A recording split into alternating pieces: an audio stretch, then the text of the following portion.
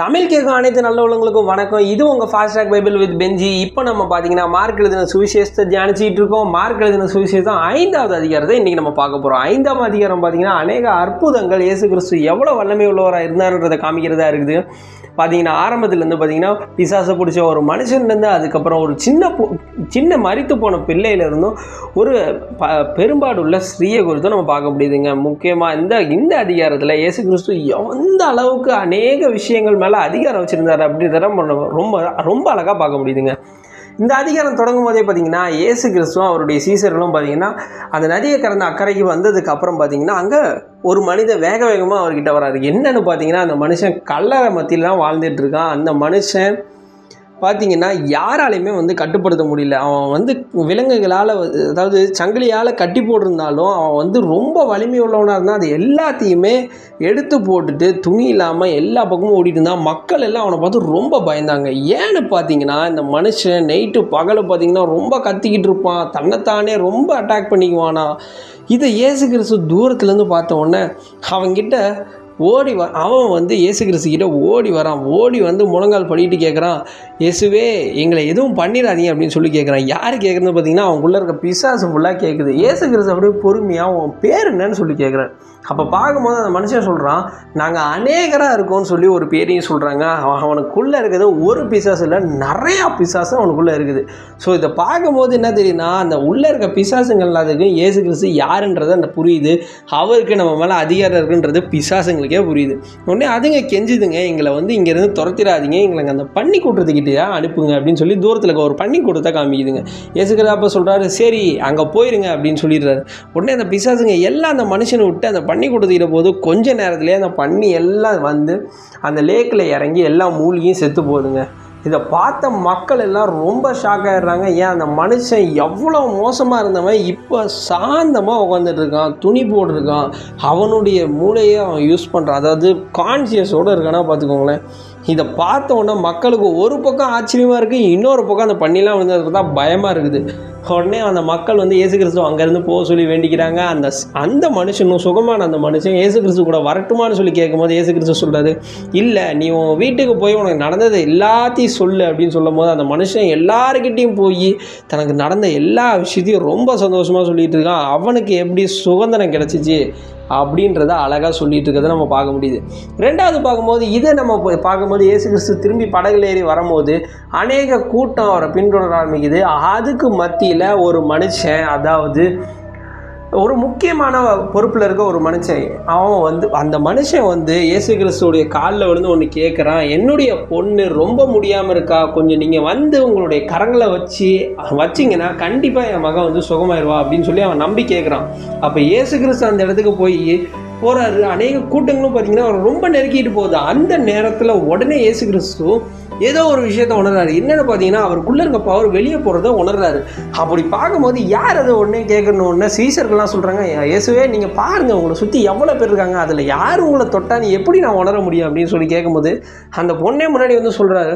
அந்த பொண்ணு யாராக இருக்கான்னு பார்த்தீங்கன்னா 12 வருஷம் பெரும்பாடு உள்ள ஸ்ரீயாக இருக்கா. அதாவது அவளுக்கு ஒரு வியாதி இருக்குதுன்னா பார்த்துக்கோங்க, அவகிட்ட இருந்த எல்லா பணத்தையும் டாக்டர்ஸ் கிட்ட கொடுக்குறா. ஆனால் யாராலையுமே அவருக்கு உதவி செய்யவே முடியல. அப்போ தான் அவள் ஒரு விஷயத்தை நம்புகிறா, இயேசுடைய துணியை தொட்டாவது நான் சுகமாயிருவேன் அப்படின்னு சொல்லி ஒரு விசுவாசத்தில் இயேசு கிறிஸ்துவோடைய துணியை தொடுறா. அந்த தொட்ட உடனே பார்த்திங்கன்னா சுகமடைகிறா. இயேசு கிறிஸ்துவும் இதை பார்த்துட்டு அவன் மகளை பார்த்து சொல்கிறாரு, உன்னுடைய விசுவாசம் உன்னை சுகமாக்கியிருக்கு, சந்தோஷமாக போ, இந்த இதிலேருந்து நீ விடுதலை அடைஞ்சிட்ட அப்படின்னு சொல்கிறாரு. இங்கேயும் இயேசு கிறிஸ்து திரும்பி ஒரு விடுதலை கொடுக்குறாரு. எதுக்கிட்ட இருந்தனா வியாதிக்கிட்டேருந்து ஒரு விடுதலை கொடுக்குறாரு.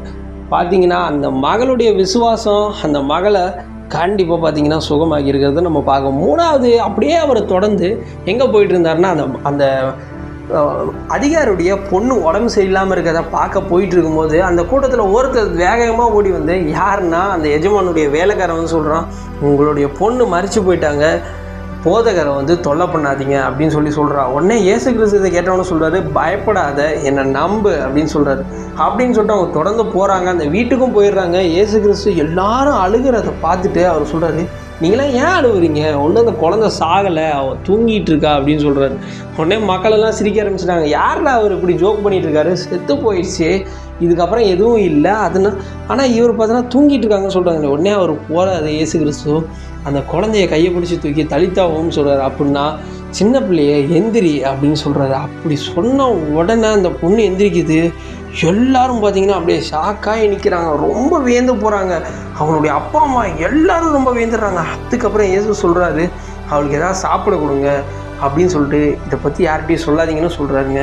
மார்க் சாப்டர் 5 இப்படி அநேக விஷயங்களை காமிக்குது. இதுலேருந்து ஒரு சில விஷயங்களை நம்ம சொல்லணும்னா என்ன சொல்லணும்னா, இயேசு கிறிஸ்துக்கு எல்லா தீய சக்திகள் மேலேயும் அதிகாரம் இருக்குது. அவரால் எல்லாத்தையும் ஒன்றும் இல்லாமல் ஆக்க முடியும். உங்களை பிடிச்சி வச்சுருக்கிறது எவ்வளோ பெரிய பாவமாக இருந்தாலும், பிசாசாக இருந்தாலும் சரி, அவரால் மட்டும் கண்டிப்பாக விடுதலை பண்ண முடியுங்க. அது எத்தனையாக இருந்தாலும் சரின்றதை பார்க்க முடியும். ரெண்டாவது விஷயம், இயேசு கிறிஸ்து சிலர் ரொம்ப அமைதியில் தனிமையில் வேதனைப்பட்டு கொண்டிருக்கிறத பார்க்குறாரு. அந்த பெரும்பாலும் உள்ள ஸ்ரீயை பார்க்கலாம், அவள் தனிமையில் ரொம்ப விஷயம் யாருக்கிட்டையும் சொல்லாமல் ரொம்ப கஷ்டத்தில் இருக்கா. ஆனால் இயேசு கிறிஸ்து அதை நோட் பண்ணியிருக்காரு. மூணாவது விஷயம் பார்த்திங்கன்னா, இயேசு கிறிஸ்துக்கிட்ட வாழ்க்கைக்கும் சாவுக்கும் மேலேயே அதிகாரம் இருக்குங்க. சாவுன்றது எல்லாம் முடிஞ்சிருச்சு அப்படின்றத தான் சாவுன்னு சொல்லுவோம். ஆனால் இயேசு கிறிஸ்துவை பொறுத்தளவுக்கு எதையுமே அவர் முடிஞ்சதாகவே பார்க்கலன்னா பார்த்துக்கோங்களேன். அநேக நேரத்தில் இயேசு கிறிஸ்துக்கிட்ட எல்லாம் சொல்கிறாங்க, அந்த மகன் செத்து போயிட்டால் முடிஞ்சிருச்சுன்றாங்க. ஆனால் இயேசு கிறிஸ்துக்கு அது ஒரு முடிவாகவே தெரியல. அதனால் உங்கள் முடிவையும் பார்த்தீங்கன்னா இயேசு கிறிஸ்துவால் ஆரம்பமாக மாற்ற முடியும். இதுக்கு எல்லாத்துக்கும் முக்கியமான விஷயம் எதுன்னு பார்த்தீங்கன்னா விசுவாசம். ஆமாங்க, விசுவாசம் தான் எல்லாத்துக்கும் சாவியாக இருக்குது. அந்த பெரும்பாலும் உள்ள ஸ்ரீயை பார்க்கலாம், அதே மாதிரி இந்த சின்ன பொண்ணுடைய குடும்பத்தை பார்க்கலாம். இயேசு கிறிஸ்து அவங்கள பார்த்து சொல்கிறாரு, நீங்கள் என்னை நம்புங்க அப்படின்னு சொல்கிறாரு. பாருங்கள், நம்மளுடைய சூழ்நிலை நமக்கு நீங்கள் நம்பிக்கையை தராதான் இருக்கலாம், ஆனால் இயேசு கிறிஸ்து மேலே இருக்க நம்பிக்கை மட்டும் உங்களுக்கு குறையலாம். கண்டிப்பாக நீங்களும் இந்த மாதிரியான அற்புதங்களை நீங்களும் பார்க்கலாங்க.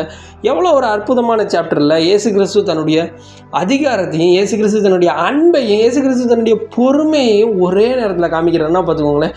அவர் ஜஸ்ட்டு அவங்களுக்கு சுகத்தை மட்டும் கொடுக்கல, அவங்க வாழ்க்கையை திருப்பி கொடுக்குறாரு, நம்பிக்கையை கொடுக்குறாரு, சமுதாயத்தில் ஒரு மரியாதையை கூட கொடுக்குறாருன்னா பார்த்துக்கோங்க. இது உங்கள் ஃபாஸ்ட் ட்ராக் பைபிள் உங்களுக்காக டெய்லியும் ஒவ்வொரு அதிகாரமாக நம்ம தியானிச்சுட்டு இருக்கோம்.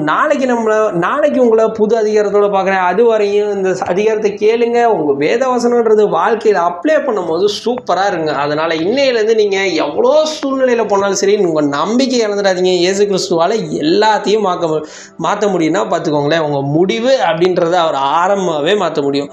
So meet you next time. Thank you.